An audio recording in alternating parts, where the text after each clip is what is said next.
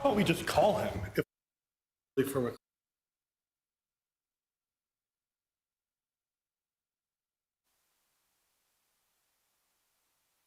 Okay. All right.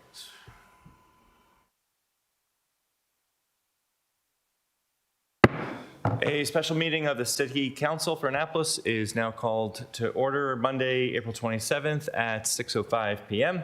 At this time, we will have a moment of silence to prepare ourselves for the business ahead.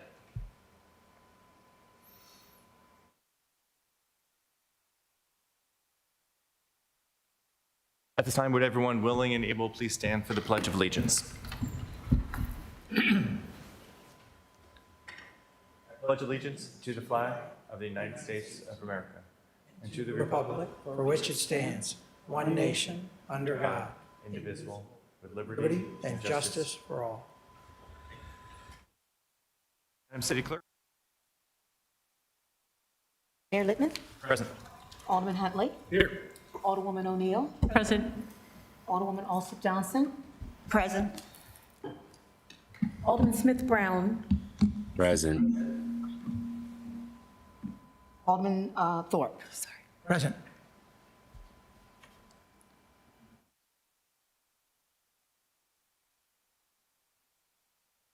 Ms. City Attorney, please call the first item on the agenda. The next item on the agenda is business and miscellaneous, beginning with ID 9926, a proposed closed session pursuant to the annotated Code of Maryland General Provisions Article Section 3-305B1. The discussion topic is personnel matters. Thank you. At this time, I'd entertain a motion to move to closed session pursuant to the section just referenced by the City Attorney to go into closed session. So moved. Thank you, Alderwoman O'Neill. Is there a second? Second. All those in favor, say aye. Aye. Thank you. Madam, saying the aye. I'm sorry. Will you please call a roll for closed session? Sorry, that was Mayor a. Littman, Yes, aye. Alderman Thorpe, Present. This is aye. This is Aye. For the closed session. Alderman Huntley, Aye. Alderwoman O'Neill, Aye. Alderman Smith Brown, Aye. Alderwoman Alsop Johnson, Aye. Thank you. Motion carries, and we are now in closed session.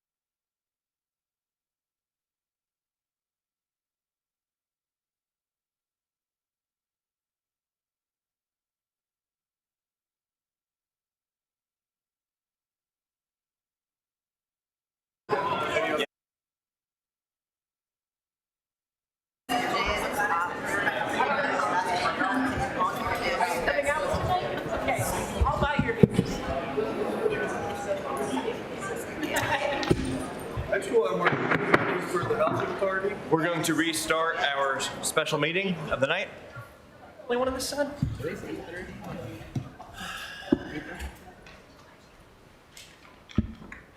Ms. City Attorney, please present the next item on the agenda.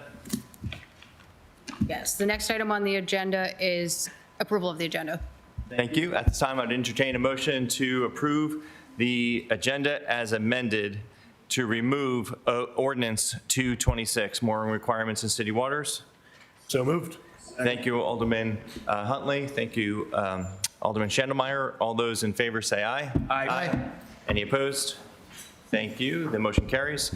Ms. City Attorney, please present the next item on the agenda.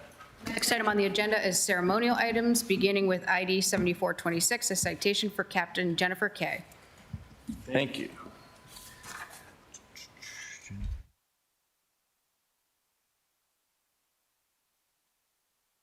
Come on down. Yes, do we have Captain Jennifer Kay here? I also brought my parents because they're vital to the business as well. Yes, wonderful. I think that we may have, they're mentioned in the citation. Okay, great. Should they come up too? Anyone related to this citation should come up. Okay. Happy to have you. Yeah.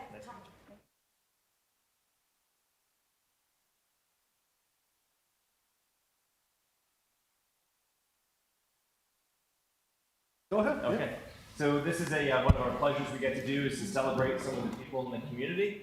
This is a city citation on behalf of the city council and myself as. On behalf of the residents of the city of Annapolis, we're pleased to confer upon you this city citation in recognition of your retirement from the Schooner Woodwind Sailing. For over 30 years, Schooner Woodwind and its twin 74-foot ships have been a fixture of Eagle Alley, taking countless Annapolis residents and tourists on scenic tours of the Severn River. Ever since your parents, Ken and Eileen, I believe there are two, Ellen, hear correctly, I just said it wrong. Ken and Ellen Kay founded the business in 1993. You have dutifully led it through numerous trials and challenges.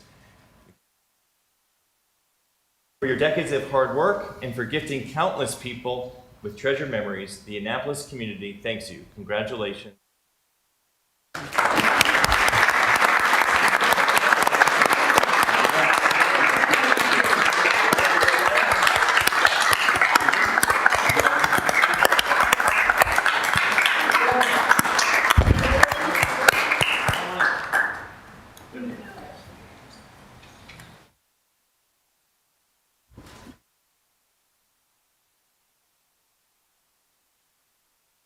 You get it? Great. Thank you. Thank you so very much. much.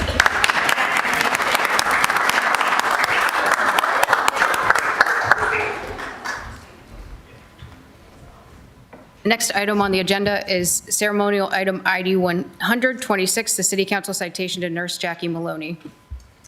Thank you. This is for going to be two people back to back for saving someone's life who went into cardiac arrest at the Peninsula Athletic League Park, Pal Park. So we're going to come up front with the individuals related to this project. Please come down. Did you have to say this one?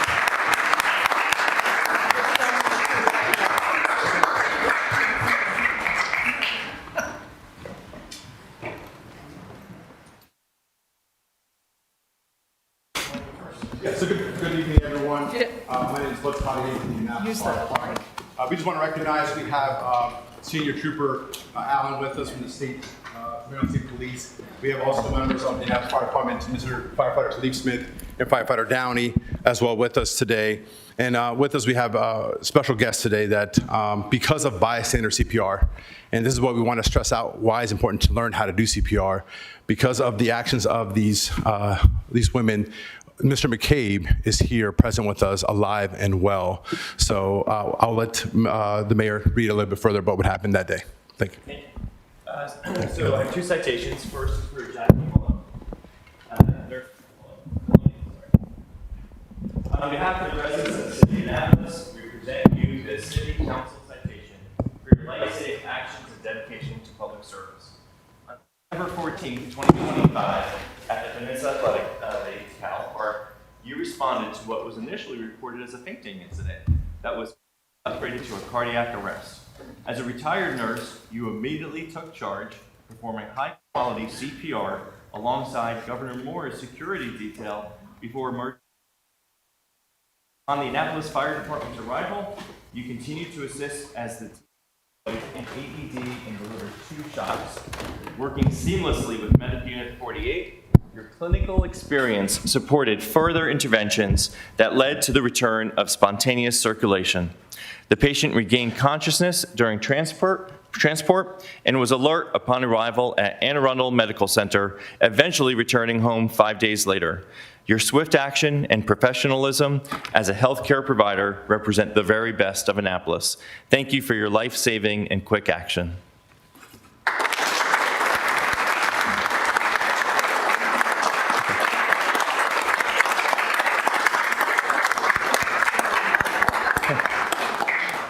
Not to underscore first and second, but it's the exact same citation, except it's presented to Tracy Patton on behalf of myself as mayor and the full city council. Thank you so much for your life-saving techniques.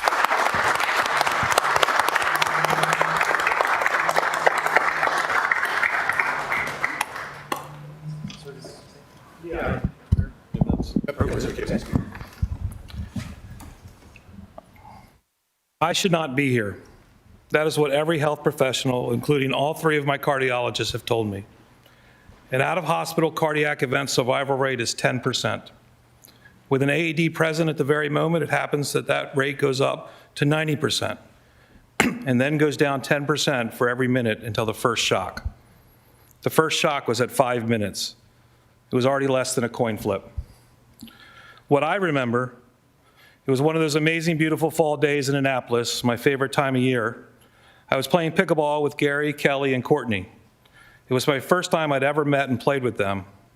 We were having a lot of fun, and it was Kelly's serve. I look up, saw a bird circling, some wispy clouds in front of the sun, and then the world started spinning and darkness. I woke up to a man with a very manicured mustache that was pointy and curly, yelling, "Justin, do not close your eyes. We just got you back. I need you to fight for your life." As a whirlwind of commotion happened around me and the sound of the sirens filled my ears, I thought it was a dream. I have really crazy, vivid dreams, and I thought to myself, I'm going to wake up at any moment, and wondered if I actually died.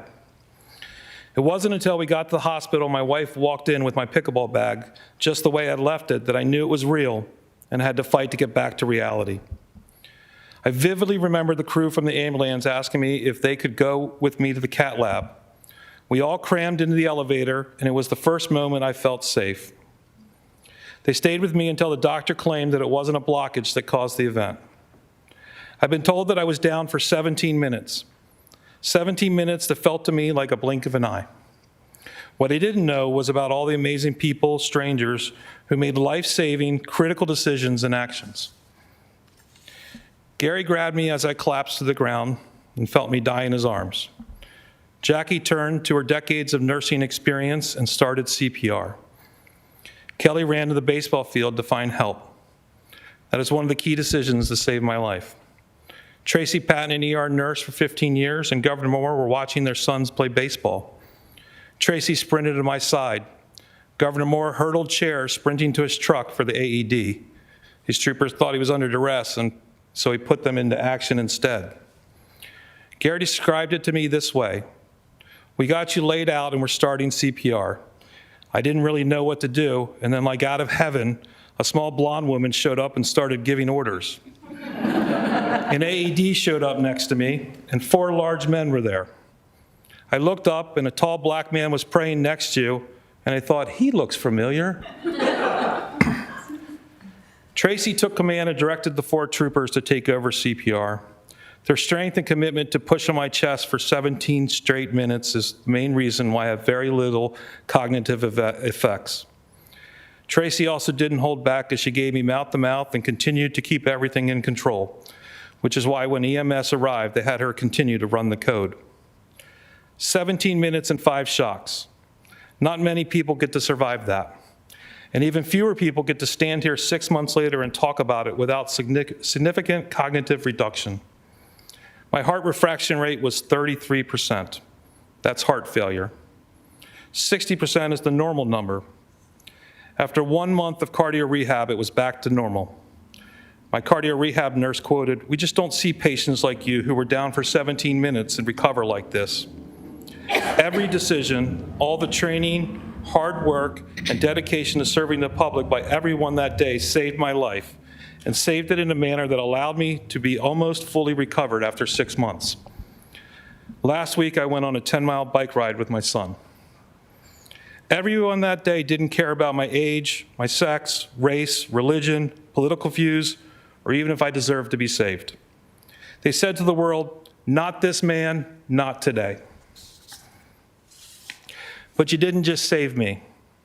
You saved a friend, a business owner, a coach, an uncle, a brother, a son, a husband, and most importantly, the dad of a 12-year-old boy who is unfortunately homesick today. The number one question I get is, did you have an out-of-body experience? No, but I heard God talk to me that morning. I wanted to go to church and play pickleball, but I ended up staying up late that night. I overslept and was struggling between playing pickleball and going to church. I heard a voice in my head say, "Go play pickleball."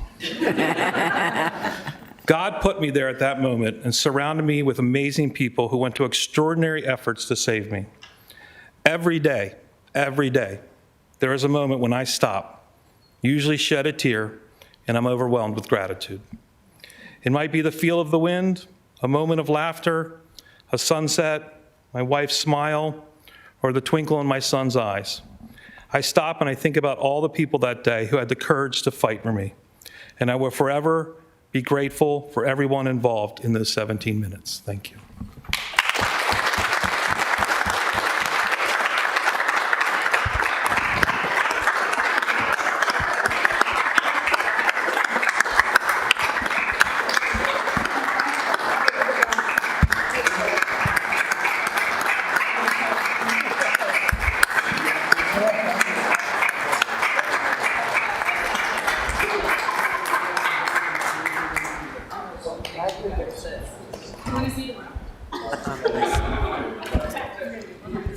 Folks, this was a true team effort here. You heard the statistics that he gave you earlier about every minute that CPR is not administered is a 10% reduction in the chance of survival. We have excellent response times here in the city of Annapolis. By the time our units are dispatched to the time they're on call, it's usually within 4 to 5 minutes. But at 5 minutes, that's 50% chance of survival. So the only survival rate here is when somebody starts CPR, and AED's on site, and people start before we get there. American Heart Association estimates that 350,000 people are stricken by out-of-hospital cardiac arrest every year. Those cardiac arrests are not trauma-related, they're heart-related, and most of them occur in the home.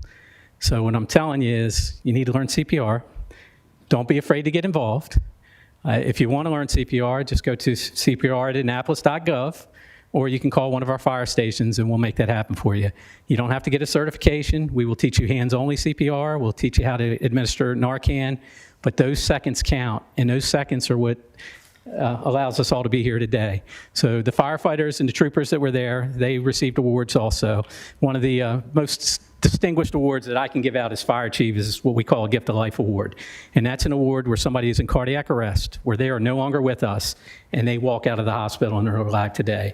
And I can tell you in the city of Annapolis, I've given out several of these awards. So I'm proud to be the fire chief. I'm proud of the men and women here. And I can only say thank you to the people from the community that got involved. But this was truly a team effort. So if you want to learn CPR, cpr@annapolis.gov, and we'll take care of you. Thanks.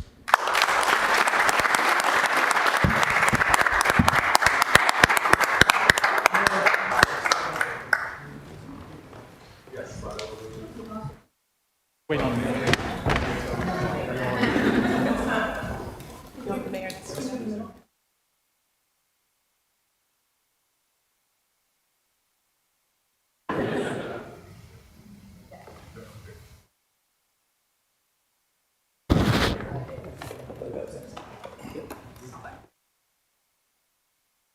Good now? I think you're good.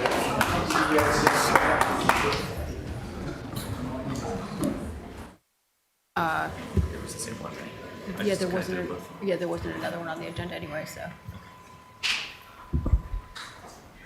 Yeah. Ms. City Attorney, please present the next item on the agenda. Next item on the agenda is presentation ID 10126, nope, just kidding, ID 10226, Friends of Stanton Center Youth Programs Fund donation. And before we do that, Karma, do you want to address here or at the table? I'm sorry, Alderwoman O'Neill. Do you want to share your comments from here or over there? Okay.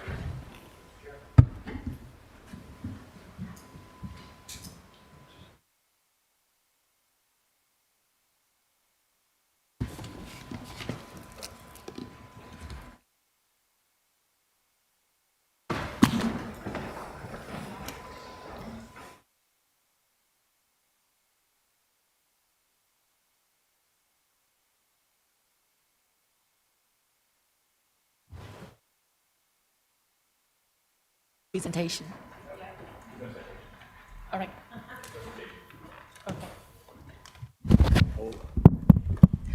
First of all, I would like to say the person who should have been receiving this check is Paulette from the Stanton Center, but she's actually at another event accepting another award. So that's very exciting for us that she had so many awards to be accepting.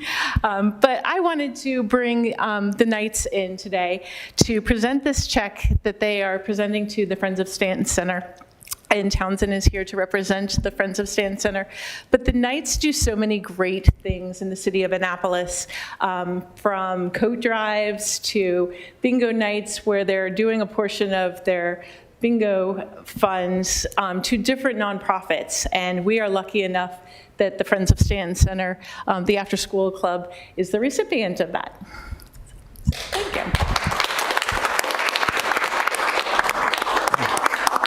I also just want to echo my comments and thanks to the Knights of Columbus. What they do, the Bingo Center, you're always constantly raising money. Mr. Sears is one of the hardest working guys serving the community. So thank you for what you do. And if you'd like to say a few words. We just would love to thank you as well. There's amazing work that happens at the Stanton Center every day, and we are just honored to be a part of it, and this allows us to contribute a little bit more to the great programming that's already happening there. So thank you. It's a wonderful place. Happy to do it.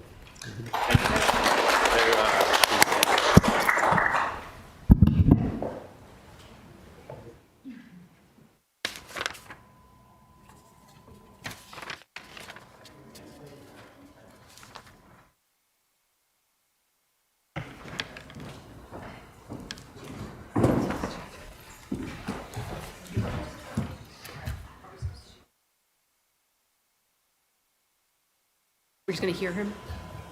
Okay. All right. Ms. City Attorney, next item on the agenda, please. Next item on the agenda is presentation ID 10126, the state budget and legislation update from our District 30 delegation. Thank you. So I would invite our state senator, Shanika Henson, and our delegates, Dana Jones and Dylan Baylor, to the center table. This is something I we're very fortunate to have this opportunity to hear from our District 30 delegation. They just concluded 2 weeks ago tonight, their latest General Assembly session, and I know they've all worked very hard for us citizens of Annapolis, and so I've asked them to present just on budget and legislative issues that are specific to either city government or Annapolis City. So thank you so much, all of you, for joining us. And Senator Henson, if you want to start us off, that'd be wonderful. Thank you, Mr. Mayor. I can't tell you all what an honor and a privilege it is for us to be here as your state delegation. I think this may be the first of its kind that the state has come back and held itself accountable to the city of Annapolis as our partners with what we've done during the legislative session. And everything you're about to hear is only possible because the excellent partnership of this mayor and city council. So we're so appreciative for your collaboration. I did just leave an award ceremony where the good alderwoman for Ward 6 was being honored with the Coretta Scott King Award. So I know that a number of the members, as Alderwoman O'Neill mentioned, are there as well. But it just shows the excellence that you have here on the council and leading our city. So one of the biggest things that we can do as your state delegation is show up strong in the budget for the city of Annapolis. One of our budget items that harkens back to our former delegate and our speaker, Mike Bush, is that what he did, one of the lasting parts of his legacy, is he took the city's payment in lieu of tax and he was able to increase that amount. And not only did he increase it for the one time, but he was able to set it on an escalator where every year it's indexed with the CPI so that that amount increases that we bring back home to the city of Annapolis. And speaking with the mayor, one of the things that I believe he likes about that money is that it is unrestricted. When you all get that money for your budget, you can put it towards the uses and purposes that the city of Annapolis needs. But I will tell you that your delegation, the three of us, we fight very, very hard to make sure that money stays in the budget and that it's increased every year. One of the easiest ways to balance the budget is to take some of your commitments that you have written into the code and to reduce those commitments as the years go by. So to not only keep it level funded, but to increase it every year takes a great deal of effort, and we're really proud to report back that we were able to secure that money this year. It's just shy of $1 million that'll be coming back to the city of Annapolis from the state of Maryland for your payment in lieu of tax for housing our state resources here, so we're incredibly grateful. After the presentation that was done by the City of Annapolis Fire Department and hearing the life-saving work that's being done here in the City of Annapolis, we are so proud that one of the things that we were able to do is secure $950,000 for a new medic unit that the city's fire department will be able to use to continue that life-saving care and work. So we're incredibly proud of what we were able to bring home for the City of Annapolis by way of the budget. There are just a few things I'll highlight by way of policy that I got to collaborate with the mayor and council on that I'm so proud worked out this session. One of them is we have a Capitol Police Department in the State House. We have the Department of General Services has the Capitol Police. The Capitol Police, their jurisdiction has historically been all of the state buildings and then a 1,000-foot perimeter around the state buildings. So if you were just outside of that 1,000-foot perimeter, Department of General Services could not help. And I'll give you an example. We all remember when the monks came. If you remember the monks that were marching for peace, when the monks came here to the city of Annapolis, a number of our colleagues were stuck in their car on Route 50 and could not get here because the streets were blocked. Well, the partnership that was working with them was the Annapolis City Police Department to go up onto Route 50, to route traffic, to do what they would need to do so that people could get here and witness that historic moment. Department of General Services didn't have the jurisdictional authority to do it. The city of Annapolis, their partner, didn't have the jurisdictional authority to do it. So traffic just backed up on Route 50, and people who wanted to participate, some of them were stuck in their vehicles. So what the legislation did, it was legislation I was proud to sponsor and work in coordination with you, Senate Bill 298. It expanded the jurisdiction of Capitol Police. So now our Capitol Police won't be limited to just that 1,000-foot perimeter outside of the state agencies. They'll now have statewide jurisdiction to work in coordination with their local law enforcement partners, including the City of Annapolis Police Department. So you can imagine with the number of state assets that we have here, having that coordination beyond the 1,000-foot will really give them the opportunity to work together in better coordination. One of the other things, and it'll be the last bill that I highlight because I remember from my days being on that side of the council that you all have the ability to impose time limits and a big buzzer goes off, so I don't want that. But I will highlight a bill that I passed. I sponsored it and we were able to get it across the goal line, Senate Bill 941. That bill holds chronic bad acting landlords accountable. What we've seen is you'll have here your great code enforcement office will go out on a code enforcement call, someone will say they have mold, they have another issue in their home, and your code enforcement will cite that landlord and say you violated our city safety standards, it's not in compliance with building and safety codes. And then you'll get another call from that constituent, and another call, and another call, because sometimes these issues are chronic and there just hadn't been the incentive structure or the accountability structure to make sure some of these large landlords were held accountable but also given support to address these chronic issues. Well, what Senate Bill 941 did is it brings together our Office of the Attorney General, Office of Landlord and Tenant Affairs, and it brings together Department of Housing and Community Development to require them to put in place an action plan plan for how those two agencies can respond and can deal with our larger landlords that are having these chronic issues where our local governments are doing their level best to hold them accountable, but they just need a stronger incentive structure to be able to make sure that they're being accountable to the residents who live there. So we're bringing relief to you by way of making sure the state is an active partner in keeping housing safe, and we're bringing relief to you by making sure the state is an active partner in public safety, and the state is an active partner in your budget here in the city of Annapolis. Thank you. Thank you, Senator. Delegate Baylor. Thank you, Mayor Lippman, and it is such an honor to be here. The last time I was here was for a Historic Preservation Commission meeting, so hopefully this is a little easier. But it's just such an honor, and I want to begin. Are you going to talk about the Burgess House? No, it's just such an honor to be here with you all, and I want to echo Senator Henson's point that I don't think any of us can do our jobs without the amazing partnership that you all offer, whether it be constituent services or helping us navigate the budget or helping provide your input on legislation. The work product that we put forward is better because of you, and none of us could do it without you. I want to go through a little bit of my legislation and then talk a little bit about my committee's work this legislative session because I think it's relevant to the city. But this was my first full legislative session as your delegate here in District 30A. So it was my first legislative session where I was able to draft and sponsor my own pieces of legislation. So I had 19 pieces of legislation that I sponsored, and I'm proud to report that 9 of those passed into law and are waiting on the governor's desk for his signature. And I want to talk about 5 of those, or 4 of those that I think really impact the city. Firstly is legislation related to our heritage areas. So we know that one of the most beautiful parts of our city is our history, and our heritage areas, there's 13 of them across the state, provide critical resources to nonprofit partners and other entities to help tell that story. Chesapeake Crossroads is the one that many of us know right here. And we were able, with Senator Quarterman in the Senate, I was able to pass a bill that increased the cap to double the amount of money that our heritage areas can receive. So it'll go from 6 to 12 million. And I'm really excited about what that will be able to provide, especially as we head into the 250th. The next bill I'd like to talk about is House Bill 728, which I think will come into play with the city because it provides a procurement exemption for the Department of General Services, the Department of Housing and Community Development, Department of Transportation, and Department of Planning to more swiftly negotiate directly with nonprofits in the preservation space. So it was a bill that I worked on in partnership with Preservation Maryland, and the goal there is to really expedite and get state money out of the door quicker to help do more preservation work across the city.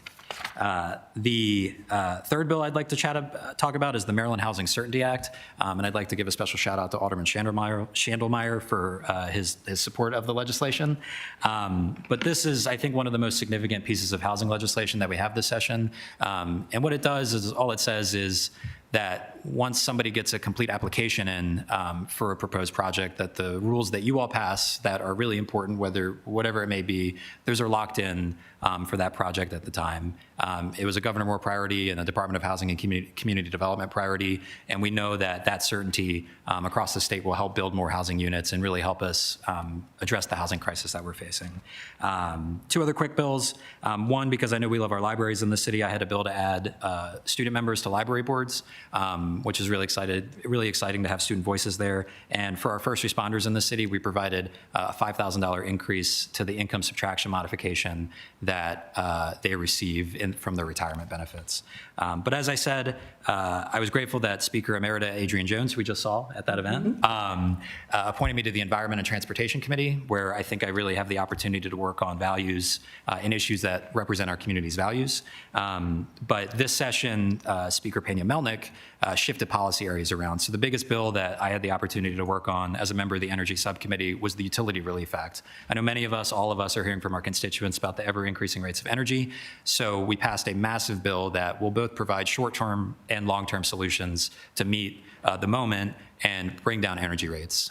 There's a lot that the bill does. I'm happy, I could talk about this for an hour. But I think just a few key points. Firstly, it really tackles the corporate utility side of it. We prevent corporate utilities from making us, the ratepayers, pay exorbitant corporate salaries, which I'm really excited about. That money has to come from the corporate profits. We also ban the use of what's called a forecast test year. So that means when BG&E when they go in and they plead their case to the Public Service Commission for rate increases. Right now, they're allowed to use what is called a forecast test year, so they can go in and they say, we're going to spend all this money in the future.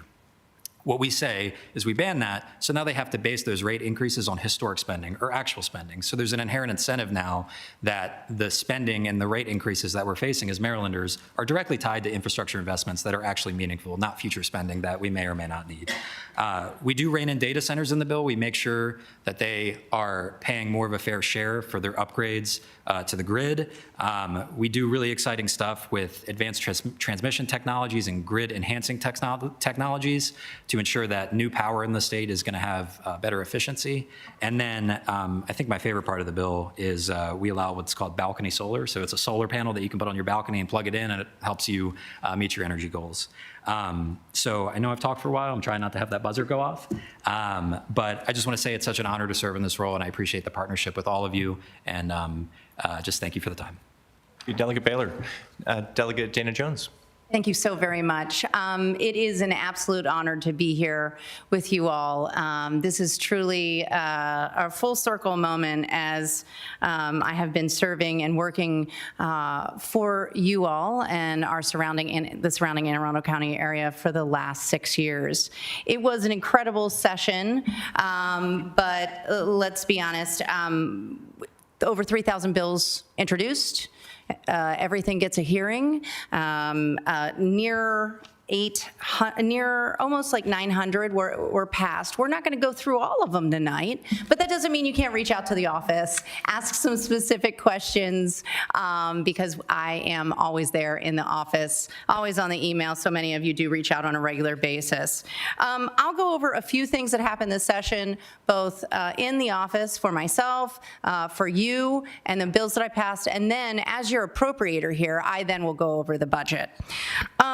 It was, as we all know, we are pushing back and protecting Maryland and thereby the city from a hostile federal government, one that looks, as I have said on the record more than once, where when we take SNAP benefits from the most vulnerable, when we take the ability for our seniors and our children to have money to eat every month, and it's not that much money.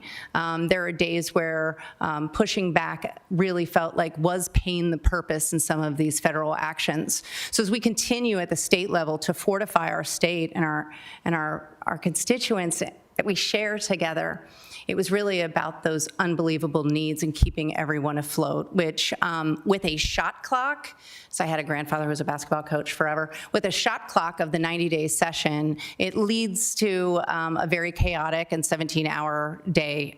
So we'll just hit those highlights. I'm honored that Speaker Pena-Melnick saw fit to appoint me as Deputy Speaker Pro Tem this session, and as we're moving on. This allows me the opportunity to truly work with leadership for the needs of not only the city, but then the surrounding Anne Arundel County area. You may see in the end of session letter for which I've written, I talk about the nearly $60 million brought home because I'm also the capital budget chair for the delegation now for several years. That would be combined with the Anne Arundel County. But let's just really get into what's on your desk. And you have a piece of paper that we printed out for you so you could follow along. And that is going to be the nearly $35 million for which was included in the capital, and then another $2.5 million for the operating budget. Let's get to some of these bills first. This year, I'm happy to report that the number of bills passed into law in the last 6 years by myself is 41. We did some work around, as I do every year, on election security and election law. I expanded it and worked with so many of my colleagues, the polling places and early voting centers, so that we can have that security that we so desperately need, unfortunately, in the times that we are finding ourselves in. And we had a situation at Pitt Moyer in the last election where some folks had gone in and things had gotten a little heated. We also worked on a bill because sometimes it's just common sense, and I love to work with my colleagues from across the aisle. Correctional officers retirement system, we made some adjustments in that, so those who retired but were still working as bailiffs throughout the state really needed that extra work, and we weren't taking any more. We created a system where we no longer took from their pensions. And then I always have some Chesapeake Bay bills, and that is always through aquaculture, and the budget. The budget, aside from for the state, including a ton of money for education and childcare and transportation and infrastructure and health and social services, we really wanted to, again, ensure that if the federal government continued to pull back money off the table and through the Department of Education, through health and social services and so many other things, we were able to bolster that and ensure that people were taken care of, educated, and fed. You'll see in your additional piece of paper here under the nearly $35 million that we made sure to spread that money across our district for the city to really bolster and lift up those. I have to remind everyone that we had several write-downs, and we were really dealing with some budget shortfalls, not at any means ones that we caused, but when you fire overnight in the last year, over 30,000 Marylanders, Maryland actually had the most federal employees who lost their job seemingly overnight. It takes a lot of money out of our system. And the sandwich job in the small business down the street, and the person who comes in and fixes the Xerox machine. So with this, any questions that you have, please reach out. We're going to look at a ton of money, or I'm proud to say, money for our police, a bomb containment unit, so they can, if need, they could do that work where they could get that suspicious package and put it in something. A new roof for the police department. 2 brand new ambulances that in the last moment, I just want to thank the mayor and your staff for taking and working those things out and taking those late phone calls for me, and I'm so happy that I was able to get all of that into the budget. But on top of that, we see the YWCA of Anne Arundel, a tremendous investment in the Banneker Douglas Tubman Museum, which is so much to be proud of, all the way to Barrick J, the state trooper's office in Annapolis. So all in all, District 30 had a fantastic budget, and we really hope that this not only continues to serve our constituency well, but as always, while not in the same chamber, we are your colleagues. And I'm so happy when all of you come with ideas and questions. So I'm looking forward to that. I just want to remind everybody that all 3 of us have our end of session letters. Many of you would have read it or gotten it in your mailboxes. And outside of that, I think that pretty much covers it. I want to thank you again for this unbelievable opportunity. Thank you. Well, I'm so grateful the 3 of you not only came tonight, but for your collaboration and getting us to this point over the last 4 or 5 months since I've been mayor. And I know you collaborate with my colleagues to my left and right. It's a team sport. And it's regardless of our backgrounds, we all have the same constituents essentially, and so just really appreciate that you all work so hard for our constituents here in Annapolis and work with the city government. And I look forward to continuing to grow that over my term and forever long we get to work together. Yes, Delegate. Can I add one quick thing? Of course. We all did get your resolution on the task force to modernize municipal revenues. Yeah. And that bill passed. We all supported it, and it was signed at the last bill signing. So I wanted to make sure we mentioned that. We definitely got your resolution. It was actually pretty cool. Excellent catch. Thank you so much. Excellent catch. Thank you. Any council members want to say anything? Alderman Schnellmeyer, please. Thank you, Mr. Mayor. Team 30, you have once again proven that we have the best and hardest working delegation in the state of Maryland, so thank you for everything. Couple questions on 2 bills specifically. Senator Henson, Bill 941, fantastic work. Is this enabling legislation that we need to do follow-up work on, or is this the state now can do all its own enforcement, we just send up the complaints? So the way that the bill is crafted, we've asked for DHCD and the OAG to get back to us with an action plan that we then will codify into law.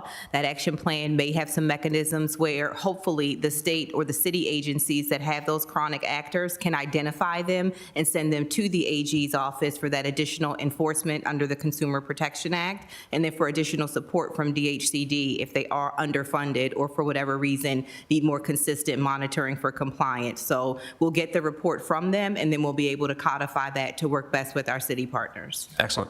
And when you said larger landlords, what does larger landlords mean? Like, what's the number in state code?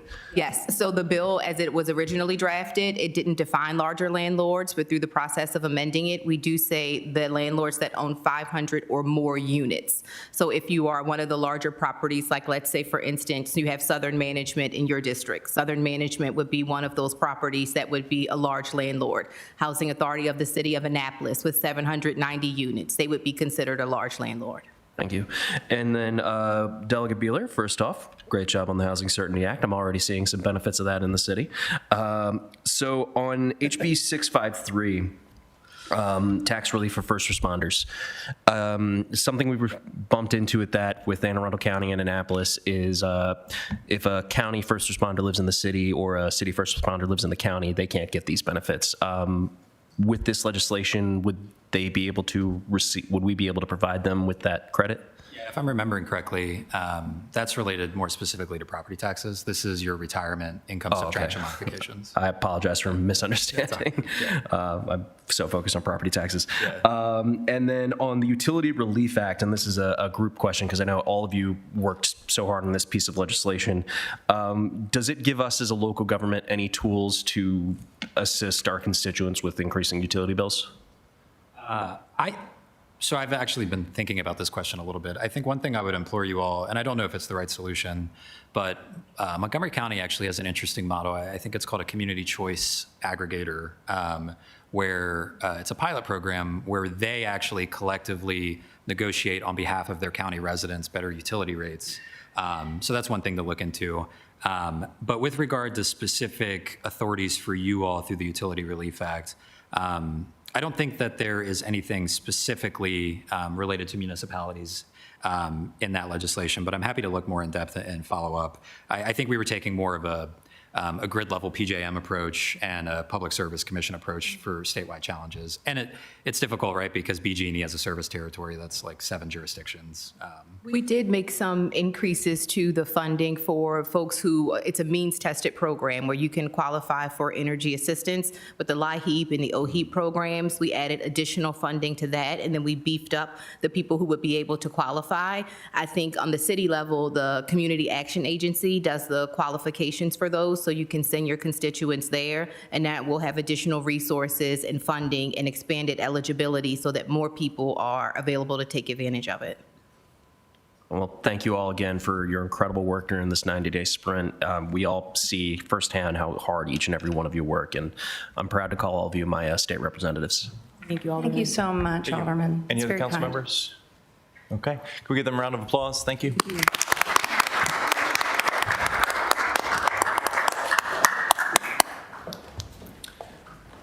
Ms. City Attorney, can you please call the next item on the agenda? Next item on the agenda is petitions, reports, and communications, beginning with update from the mayor. Thank you. And good evening again, everybody. I actually want to start tonight's address on a solemn note. Raymond Langston, the Mayor Emeritus of Anne Arundel County's other municipality, Highland Beach, passed away last week. Mayor Langston served as mayor of Highland Beach from 1995 to 2003. He lived a life defined by service, first in the Navy, then as the first African-American sales representative for pharmaceutical company A.H. Robbins, and as a devoted husband of 66 years to his wife, Jean. He later continued his mission of service through the role he played in preserving the Frederick Douglass Museum. He lent his talents to Annapolis Rotary and was a mentor to young people at the Stanton Center. He'll be remembered for his service and dedication to building community and leaving the world in a much better place than he found it. Rest in peace, Mayor Langston. Let's take a moment to remember him on our own.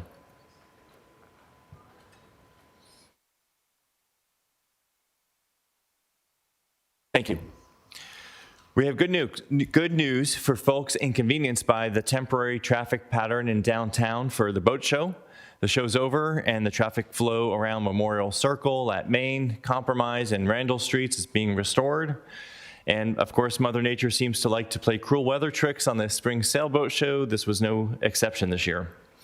Luckily, sailors are a hardy bunch and not the least bit intimidated by a little rain, and I hope everyone enjoyed the show. The annual Greenscape event took place on Saturday with scores of volunteers fanning out across the city to beautify public spaces. And I got time to spend with a crew in Eastport that included Alderman Thorpe and former mayor and founder of Greenscape, Ellen Moyer. I'd like to recognize Coordinator Marissa Whitlinger from Recreation and Parks. Weeds were pulled, plants were planted, and fun was had by all. Last Thursday, our new Deputy Chief of Staff, Ian Pfeiffer, got started, and he's in the back of the room. Thank you for joining us, Ian. I'd like to thank this body for seeing the need. Ian is already getting to work. With his background in government and legislation, alongside his deep understanding of issues specific to Annapolis, as a longtime resident and former alderman, he will play a major role in ensuring that Annapolis works. Welcome, Ian.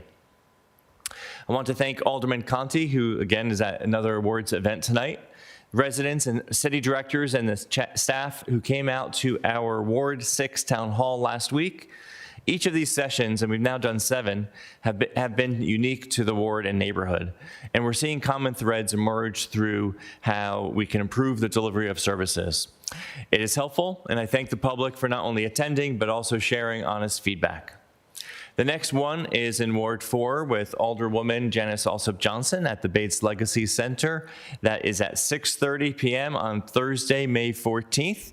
Alderwoman Alsop Johnson and I look forward to seeing you there. As a reminder, these sessions are available on the City of Annapolis YouTube channel, so feel free to catch up on any time. At our last City Council meeting, I presented my proposed FY27 operating capital budgets along with the State of the City address. We've created a State of the City portal on the city website with links to budget documents, Finance Committee hearings, and opportunities to submit public comment. Check it out on annapolis.gov and scroll down to the State of the City under News and Trending Topics. Since last Tuesday, the Finance Committee, which all 3 members are here, have been meeting with departments each day, and I want to thank our directors for being prepared to explain their budget requests. It's important to note that people in both this room and watching from home understand that my budget represents discipline in the budget process. As you dig into the numbers, you'll see that we have zeroed out underperforming contracts to focus on modernizations that will benefit our residents and businesses. I also want to remind everyone that our 15% reserve policy is there for a reason. It's the gold standard for a healthy city budget. By keeping our general fund at that level while avoiding property taxes, we are demonstrating fiscal discipline that prioritizes now without jeopardizing the future. We're putting available dollars to work for residents today. Earlier this year, we had a big snowstorm, and it seems like forever ago, but one of the things the incident raised was the need for us to work on with the county on their Safe Routes to School program. Good news, this Thursday from 6 to 7 p.m., the county's Department of Public Works will host a virtual meeting on the topic. Visit aacounty.org and use the keywords Safe Routes to School, DPW, for the link. There's also going to be an in-person meeting at the Pitt Moyer Rec Center at 6 p.m. on May 12th. Use either of these opportunities to help county officials identify routes that need upgrades. Springtime in Annapolis is a special time of year, and we're rounding out the 3rd leg of the Annapolis trifecta of springtime traditions on Friday. We already had the sock burning and croquet match. This Friday is May Day.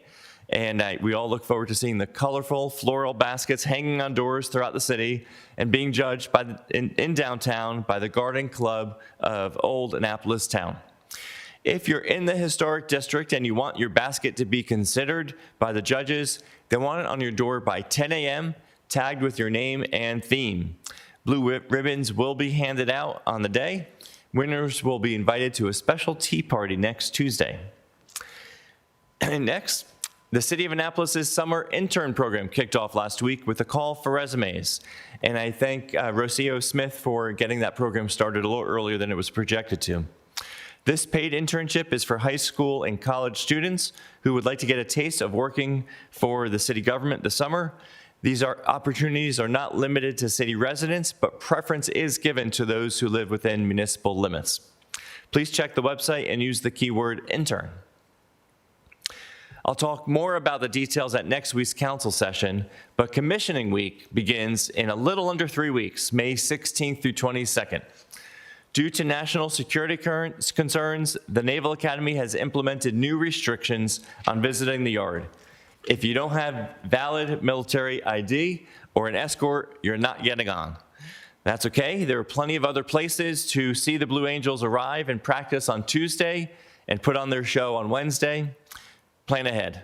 If you're enjoying the show from the boat, please pay attention to the directions from the Harbor Master and Coast Guard. If you're headed downtown, arrive early to secure your spot. Viewing can be great from street end parks, both downtown Annapolis and in Eastport, as well as the rooftops of the city garages. On May 25th, the Monday after commissioning, the city's Memorial Day Parade will take place to honor servicemen and women who made the ultimate sacrifice to honor our nation. If your group or organization would like to participate in the parade, please email specialevents@annapolis.gov to learn more. Please note that due to the solemn nature of the parade, there is no electioneering. We just heard from our state delegation, Senator Shanika Henson, Delegate Dana Jones, and Delegate Dellen Baylor, and we're honored certainly to hear about their legislative successes. As Annapolis' capital city, we play a special role in hosting the general session each year, and I'm so glad that we had the opportunity to hear about their work on behalf of the residents of Annapolis. And that concludes my remarks for the evening. Thank you. Ms. City Attorney, please call the next item on the agenda. Next item on the agenda is reports by committees. Thank you. Any council members wish to present? Alderman Huntley? I'll save mine for our budget discussion later. Okay, very good. Alderman Schneidermeyer? Economic Matters will be meeting on May 6th, but I do just want to give one additional shout out to Captain Jenny and Schooner Woodwind. She was one of the founding participants of our wildly successful economic gardening program. Wonderful, thank you. Alderman Thorpe? Thank you, Mr. Mayor. The Audit Committee met on April 20th and reviewed the planning matrix that we will use to go through the city's performance measures throughout the year. And the timing's perfect as we review the budget and we bring this plan to the city directors. It'll really, the intent is to have a real impact of a need for change. Good, thank you, Alderman Thorpe. Alderwoman O'Neill? Thank you very much, Mr. Mayor. The Public Safety Committee met on Wednesday, April 15th. We had a presentation by Annapolis Police Department in which they went through their entire command staff and explained all of the different positions within the police department, who is oversees which parts of each department. We had an opportunity to ask a lot of questions about the inner workings of the police department, and I encourage anybody who wants to know more about the police department to go ahead and watch that video from the 15th, and we are canceling the May 13th, or sorry, the May 20th meeting of the committee due to the fact that it's Blue Angels Day. And I'll get low attendance. yes, and most of our public safety officials will be working hard that day. Thank you. Good choice. Thank you, Alderwoman. Any other council member committee reports? Okay. Seeing none, Ms. City Attorney, please call the next item on the agenda. Next item on the agenda is comments by the general public. Okay. No one signed up, but if you would like to come speak, this is the general comment period. So if you're here to speak about one of the budget legislation pieces, this is not your moment. This is for anything but the budget, basically. If you'd like to speak, please approach the podium now. Please start with your name and address. Thank you. My name's Nick Menace. I live at 84 Duke Gloucester Street. First, I'd like to thank the mayor and the council people for all you do for the city of Annapolis. I'm a lifelong resident, and this is the best city in the country. Just two suggestions. One, you mentioned the traffic pattern during the boat show. As a resident and talking to a lot of my neighbors and also businesses downtown, the first I heard about the change in the traffic pattern when I saw all these barriers and fences coming up in the city, I had no idea what the situation was. None of the people that I talked to either, so I would strongly suggest if you have to do the same thing for the powerboat shows, give ample notice so people can properly plan. Fortunately for me, I work downtown also, so I didn't have to deal with the traffic, but there are a lot of businesses that were severely impacted by the change of parking and also the traffic flow. So I would just encourage you for more communication on that. And in that same light, living on Duke of Gloucester, we're hearing a lot of comments about how Duke of Gloucester is going to be two-way. Main Street's going to be from the top down. Everyone's talking about it, but no one knows what's going on. So I would strongly encourage continued communication on that topic too. But thank you again for all you do with the city. Thank you for your comments. On the first point, by the way, in the communication, if you go to annapolis.gov, you could either sign up for the mayor's newsletter, and we had posted about, it was in the newsletter, I believe, and sign up for the app where you get updates of all emergencies, whether it's snowstorm, hurricane, or changes of boat plans. I think this was one of the updates that was pushed out. I realize but some people, for whatever reason, don't do that. I mean, I got two things in my front door telling me to participate in the May basket thing on Friday. So traffic patterns to me are more important than my May basket. Thank you. Thank you. Thank you. Anyone else wish to speak during general comments? Okay. Seeing no movement in the chambers, I will call general comment period closed. Ms. City Attorney, please present the next item on the agenda. Next item on the agenda is public hearings, beginning with Ordinance 826, Annual Budget and Appropriation and Property Tax Levy. Thank you. There are two people signed up to speak on this, Danielle Miller and Nick Manus. You are welcome to come speak now. Please start with your name and address. Yes, good evening, Mr. Mayor and City Council members. My name is Danielle Miller. I am a Ward 7 resident at 4 Mooring Point Court. I'm also the parent of 2 children who attend Georgetown East Elementary School. And I am here tonight to make a brief comment in support of the mayor's FY27 budget proposal to fund additional childcare aftercare sites through Annapolis Parks and Rec. So thank you, Mr. Mayor, for introducing that as part of your budget. There is a stark inequity for children and families who live in Annapolis, depending on whether or not they are fortunate enough to live in a school area that has access to Annapolis-supported after-school care. This must be rectified. There are 8 elementary schools in Annapolis. Currently, the City of Annapolis and ARPD provide aftercare at only 5 of those schools. The families of Eastport, Georgetown East, and Tyler Heights Elementary School continue to be excluded from this necessary service.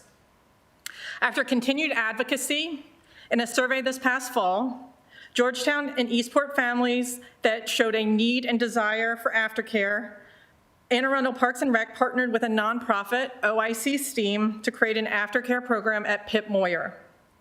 Unfortunately, challenges still exist for Georgetown East parents who must transport their kids from school to Pip Moyer, but by all accounts, this program is thriving.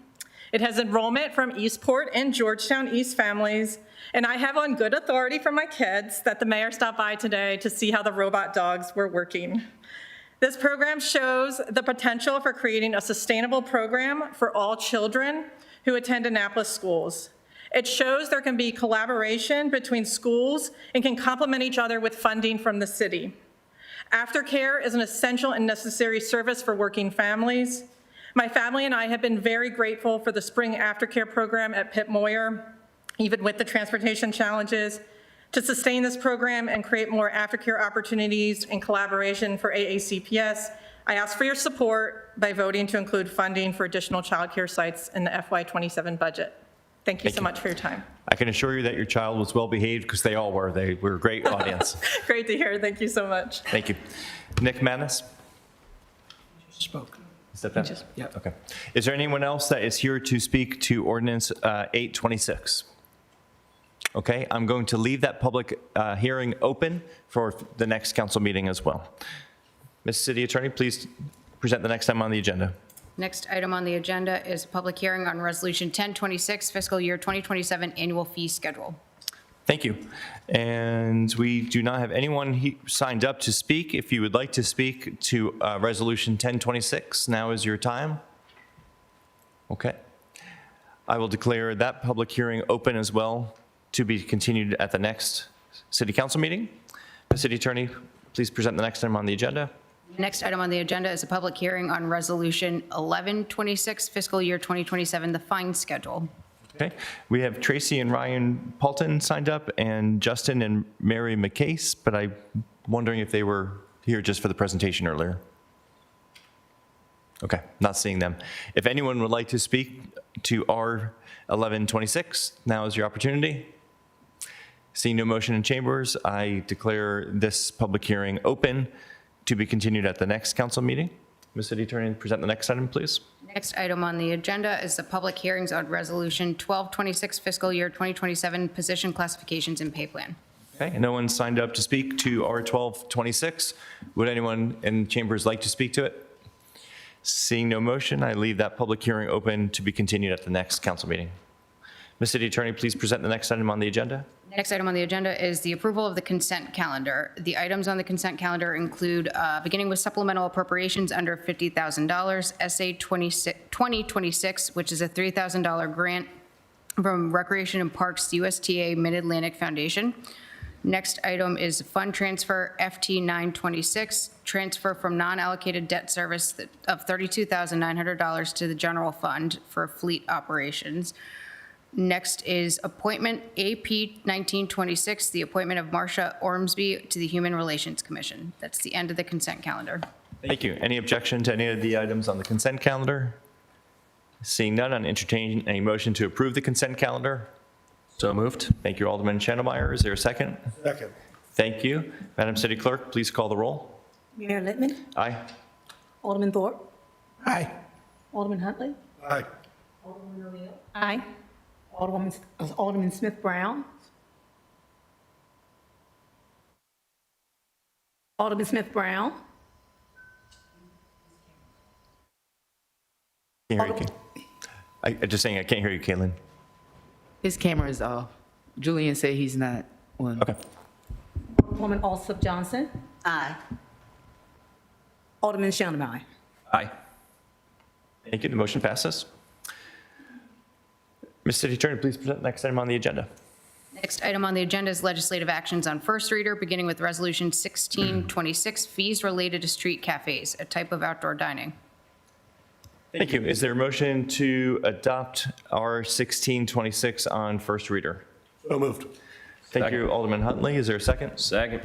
Thank you. All in favor, say aye. Aye. Aye. Any opposed? Thank you. Is there a motion to suspend the rules to allow passage of the resolution at the meeting of its introduction? Moved. Thank you, Alderman Schneidermeyer. Is there a second? Second.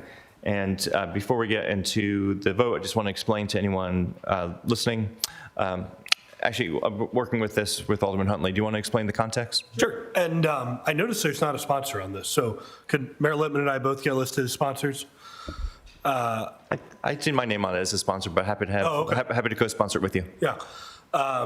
Sometimes legislators. Anyway, so the issue with this is that when last year the council set up the fees for outdoor dining, we were still negotiating with our public-private partnership that we all know about for our city dock area to figure out exactly what the rates would be. I think, as I understand it, our original requirement was that for anybody using these parking spaces for outdoor dining or anything else, that originally we were going to require them to pay 17 times the fee, the hourly parking fee, which would have just been like an enormous amount.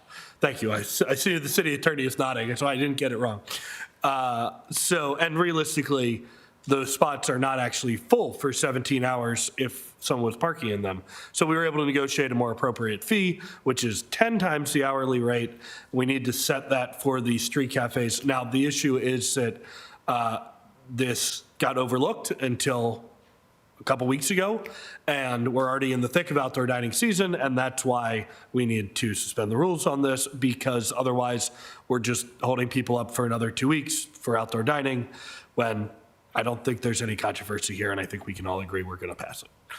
I think just to tack on the context, other businesses that are similar throughout the rest of the city would be able to proceed just because of the downtown businesses. Yes, exactly. Yeah. So it's to rectify that disparity. Any questions, Alderman Schneidermeyer? Thank you, Mr. Mayor. Don't we also miss a liquor board hearing if we do not suspend the rules on this, and that would delay it even further? Even further is the right way to put that, Alderman Schneidermeyer. Wow. Seems like not suspending the rules would add a lot of bureaucratic complications for a thing that adds a lot of benefits. Add me as a co-sponsor, please. Anyone else? Okay. All those in favor of suspending the rules, please say aye. Aye. Anyone opposed? Hearing none, the motion carries. Is there a motion to adopt R1626 on second reading? So moved. Thank you, Alderwoman O'Neill. Is there a second? Second. Thank you. All those in favor say aye. Aye. Any opposed? Motion carries. Madam City Clerk, please call the roll. Mayor Littman, Aye. Alderman Thorpe, Aye. Alderman Huntley, Aye. Alderwoman O'Neill, Aye. Alderwoman Alsop Johnson, Aye. Alderman Schneidermeyer. Aye. Thank you. Motion carries. Madam City Attorney, please present the next item on the agenda. Next item on the agenda is legislative actions on second readers, beginning with Resolution 826, fee waivers for city-supported special events in fiscal year 2027. Thank you. Is there a motion to adopt R826 on second reader? So moved. Thank you, Alderman Schneidermeyer. Is there a second? Second. Second. And I believe Alderman Thorpe, you'd like to introduce a amendment? Yes, Mr. Mayor, I'd like to introduce amendment number 1, which would include East Porter Rockin in the list of waivers. Thank you. Is there a second? Second. Thank you. All those in favor, is any discussion on the motion? Yeah, I just want to make sure we're all good procedurally with this. We're putting it into the legislation, but also the legislation says that we're adopting these by reference. So is it also getting added to the staff report? You get what I'm saying?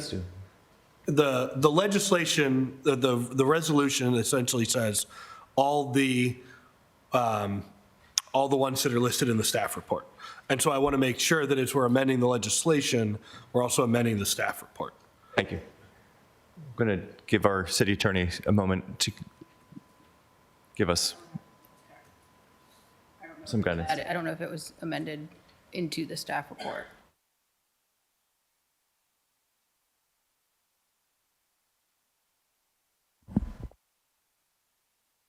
I think we could probably just move forward. This is all of our intent, but I just want to make sure we got our I's dotted. I'll just state for the record, we certainly intend to add East Porter Rockin, so it's being considered the same as all the other events that are in the staff report. That's all of our understanding, so I suspect that's enough. Alderman Schneidermeyer? I'm going to premise this by saying I am supporting this amendment. This is just out of my curiosity. Has East Porter Rockin historically been exempt from, not been included in this? It has not been included.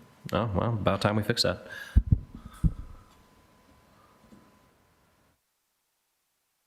Good to proceed? Yeah, you're fine. Okay. All those in favor of amendment number 1 to R826, please say aye. Aye. Any opposed? Thank you. Are there any other amendments? Okay. Any discussion to R826 as amended? Okay. Is there a motion to adopt R826 as amended on second reader? Thank you, Alderman Thorpe. Is there a second? Second. Thank you. And Madam City Clerk, please call the roll. Mayor Littman, Aye. Alderman Thorpe, Aye. Alderman Huntley, Aye. Alderman O'Neill, Alderwoman O'Neill, pardon me. Aye. Alderwoman Alsop Johnson, Aye. Alderman Schneidermeyer. Aye. Thank you. Motion carries. Ms. City Attorney, please present the next item on the agenda. The next item on the agenda is Council discussion, ID 10426, the continued review of fiscal year 2027 budget. Thank you. So if you recall, when before we had our last budget conversation is when we prepared the agenda, and I assumed that we would not finish our discussion at that time, so we put this on the agenda anticipating having further discussion.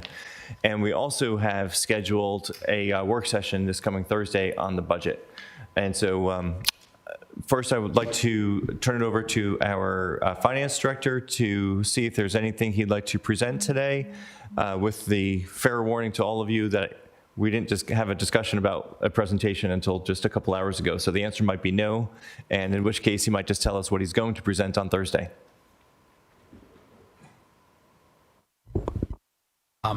I can present on some of the council priority type stuff, but I need an HDMI cord. And so I'm asking for that right now. I didn't realize that there wasn't one there.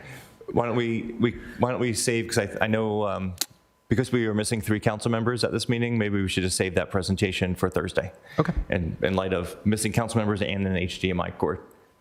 Okay.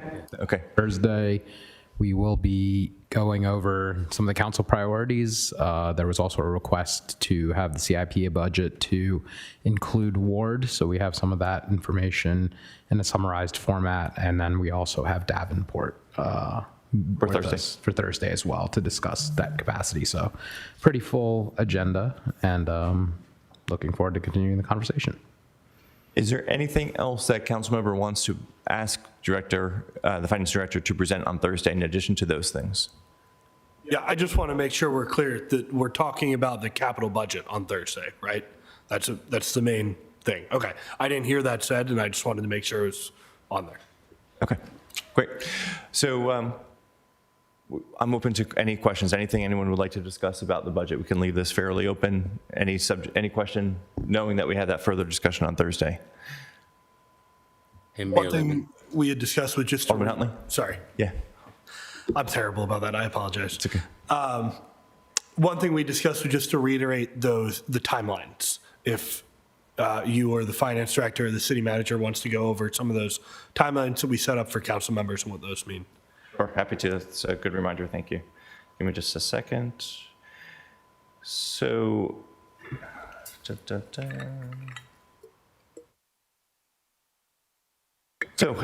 these days are going to get past us fast, and so I'd like to offer for discussion the following to the council members: the following deadlines. By the close of business on Tuesday, May 5th, so a week from tomorrow, City Council's deadline to submit questions for directors to answer. Second deadline, close of business the next day, Wednesday, May 6th, is the director's deadline to answer those questions. Third deadline I'd like to suggest, this isn't a suggestion because it's in the resolution, is close of business Friday, May 8th is the City Council's deadline to submit budget amendments. And again, that's in the resolution. We'll get into, in a moment from now, or in the next part of the discussion, I'll share information about how to submit those budget amendments if there's any question. But I just first want to see if there's any discussion about those amendments. Working backwards, you can certainly understand if with a May 8th deadline to submit amendments, we want to make sure that you get answers from the directors to any questions you have before that deadline. So that's why we have the Wednesday, May 6th deadline. And working backwards from that, we want to give you the latest possible chance to ask your questions. And so that's why we offer May 5th for that deadline. This is not in code, it's not a resolution, it's just a working proposal. Any questions or suggestions? Agreement makes sense? Alderman Schandelmeyer, and then I think Alderman Smith-Brown, I was told, has a question. This is just for new members, how we've historically done it. I don't know if we decided to change it up this go around, but if you have an amendment after that deadline that was proposed, it can only come onto the floor on budget day with unanimous consent. So get your amendments in. Thank you, Alderman Schandelmeyer. And Alderman Smith-Brown, do you have a question? I did not have a question, Mayor Lemon. I actually was going to share an agreement with what you shared about moving the conversation till Thursday. So it wasn't Very a good. question. Great. Thank you, Alderman. All right, Alderman Huntley? Yeah, just along the same lines of what Alderman Schandelmeyer was saying for our newer members, when you're submitting an amendment, it doesn't necessarily have to be, oh my gosh, I have every perfect thing figured out down to the penny. You're submitting it and saying, this is what I'm thinking, and I'm asking for the finance department's help to get this figured out, and that department's help to get it figured out. You don't want to just come with something completely blobby, but it should have some form, but it also doesn't. You're not expected to already have all of your estimates when you go to them with that amendment. I think that's fair to say. So I appreciate the consensus about that time schedule. I'll ask our chief of staff, my chief of staff, Neil Garrity, to share the link in case you don't have it, or just to make sure you have it. And that's was shared earlier today, to me at least, by Ms. Turner, and that's the FY 2027 Proposed Budget Amendment Request Form. You might all already have it, but just want to make sure that you have it. So I bet by the time I finish the sentence, you'll have it in your email. Okay. Anything else on the budget today? Short conversation, but I think that goes to how much work has already been happening. All right. Anything else? All right, Ms. City Attorney, please present the next item on the agenda. Agenda is completed. Anything else for the good of the order? Yes, Alderwoman O'Neill. I have to have something, so You thank didn't you have very anything much, for Mr. last Mayor. week, so you got to. I know, I have to do double. That's First of all, I know that she's already left, but I do want to say that wonderful Nurse Jackie, which is not the same Nurse Jackie that's on Netflix or HBO, who received the citation earlier, is also a Food Friday volunteer. So, hey, good for Food Fridays. We have amazing volunteers, and I really appreciate that. But I do want to say, I had an opportunity to go with Director Simmons from OEM to Morris Blum this afternoon prior to this meeting. We are going to be visiting them on a monthly basis, most likely, to just talk with residents, giving them an opportunity to learn about more about the city and resources and everything else. They were very excited. We had 25 people in attendance today. And asked a lot of questions about city services. So we're going to be bringing in Director Moore to talk more about the bus and the Annapolis Go Time, as well as they want to set up a garden in back. So I'm going to reach out to Matthew Wallace to see if he will expand or consider possibly doing something next summer. Morris Blum, so very exciting. So, That's thank great. you. Thanks for sharing. Anyone else? Alderman Thorpe. Mr. Mayor, I'd like to commend Captain Guy Thacker and Eric Lashinsky for Planning and Zoning, who both spoke at the Eastport Civic Association meeting last week and just did an absolutely tremendous job. Their knowledge, their willingness to answer questions, it was a tremendous meeting. I'd also like to thank the more than 100 volunteers just in Eastport, and I think they were all over the city, for Greenscape. As you mentioned in your comments, you saw some of them, but Eastport looks a lot better this morning because of all the volunteer efforts and because of the city's program. So my kudos go to Marissa and to Frida Wildy, who coordinated it on our behalf. So it was a really great turnout and a great idea for Annapolitans to be Annapolitans. Thank you. Appreciate that. And kudos for saying Annapolitans, not just East Puerto Ricans. Anything else? I'll entertain a motion to adjourn. Moved. Thank you, Alderman Schandelmeyer. Is there a second? Second. All those in favor say aye. Aye. Thank you. We're adjourned. Have a good evening.